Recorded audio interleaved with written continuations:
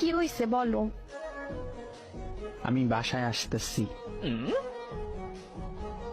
না থাক, আশা লাগবে না, এই ঠান্ডায় গোসল করতে পারবো না।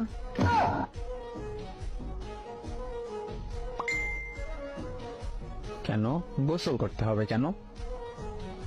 আরে গতবারে সে আমার জ্বর বানাই দিয়ে গেছো। কেন গোসল করছো কেন?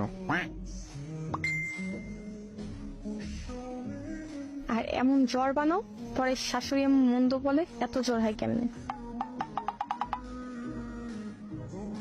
আমি তো আর বলতে পারি না তার ছেলের জন্য সকাল সকাল গোসল করতে হয়।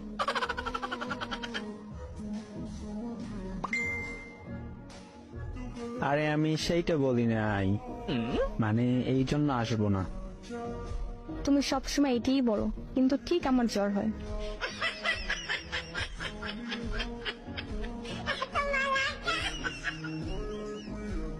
আরে সত্যি বলতেছি।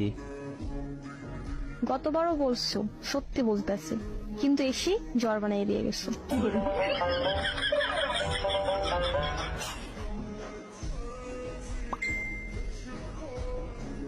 তোমার হাতের বানানো একটু চা খাবো, তাই আসতে চাইছিলাম।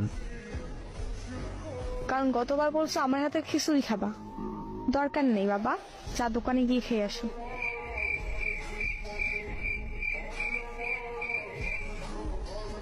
তোমার হাতের বানানো চা আর দোকানের চা কি এক? ওরে আমার লুচি জামাই, কাজ হবে না গো।